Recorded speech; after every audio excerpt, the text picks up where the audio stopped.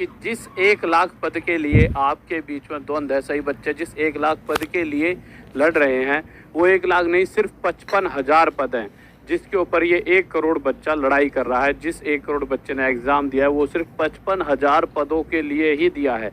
कैसे, देखिए अभी एक डाटा आया है, पूरा ऑफिशियल डाटा है रेलवे की तरफ से, उस डाटा की बात करते हैं। बट उससे पहले एक छोटी सी बात, आज रात 9 बजे जुड़ना ना भूले ऐसे। देखिए अगर इस डाटा की बात करें तो देखिए एक मोटी मोटी चीज़ें मैं आपको बताता हूँ जो रेलवे की तरफ से यहाँ पे एक ऑफिशियल डाटा है। इसमें अगर आप देखोगे तो आपको बहुत सारी चीज़ें यहाँ पता लगेंगी। देखिए अगर यहाँ देख रहे हो आप तो यहाँ पे क्या लिखा हुआ है, एक्स सर्विसमैन दिख रहा होगा आपको। अगर एक्स सर्विसमैन की तरफ जब हम नीचे की तरफ जाते हैं यहाँ पर तो ये टोटल पद आ रहे हैं एक्स सर्विसमैन में 20,734, यानी अप्रोक्स 21,000 पद एक्स सर्विसमैन के हैं। ठीक है, उसके बाद ये वाले जो पद हैं आपको कहोगे सर ये कौन से हैं, ये जो 20,000 हैं ये आपके अप्रेंटिस वालों के, एक्ट अप्रेंटिस वालों के। ये कितने पद है मेरे भाई, तो ये भी आपके 20,000 से ज़्यादा ही हैं, 734। इसको भी आप 21,000 के करीब मानकर ही चलिए, क्योंकि सिर्फ 250 एक कमी है 21,000 होने में। ये कौन से हैं भाई, तो ये PWD वाले हैं। अगर आपको देखना हो तो आप यहाँ पे देख सकते हो ये कौन से हैं, PWBD। ठीक है, फिजिकली बैकवर्ड वाले जो स्टूडेंट होते हैं उनके। अच्छा ये टोटल पद कितने हैं, तो ये टोटल पद मेरे भाई 4,000 से 326 है, तो इसे चलो 4,000 मान लेते हैं।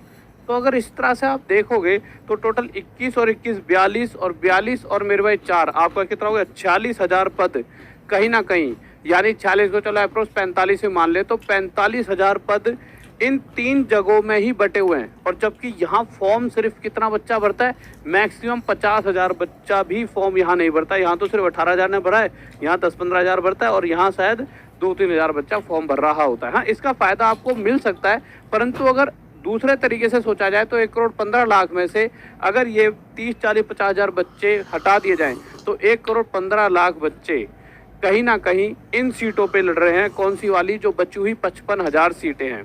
तो अब क्या, अब इसका मतलब ये हो गया कि आपका तो कंपटीशन टफ होने वाला है। देखिए हाँ, कुछ फ़ायदा आपको मिलने वाला है। एक RTI, मतलब हमने एक हुआ है, एक बच्चा उसने RTI का, मतलब एक RTI में पूछा था एक क्वेश्चन, क्या पूछा था कि भाई ठीक है यहाँ पर जो ये वाले बच्चे हैं जिनके 21,000 फॉर्म है, ये कौन से वाले बच्चे हैं, ये हमारे हैं एक्ट अप्रेंटिस वाले और एक्स सर्विसमैन वाले। तो वहाँ पर ये पूछा गया उस बच्चे ने कि यार एक्ट अप्रेंटिस इन सबको आपने इतनी तो भर्ती दे दी, चलो कोई बात नहीं है, वो आपने पहले ही बता रखा था इसके तो 20%, इसके ये निकल कर आए, तो बच्चा थोड़े चौंक गए। बट उसने ये क्वेश्चन पूछा RTI के थ्रू कि ये बताओ कि यहाँ तो सिर्फ 18,000 बच्चों ने ही फॉर्म भरा है, यहाँ तो सिर्फ 18,000 बच्चे ही, जो एक्ट अप्रेंटिस जिन बच्चों ने कर रखी है ना, ऐसे बच्चे सिर्फ 18,000 हैं जिन्होंने फॉर्म भरा है।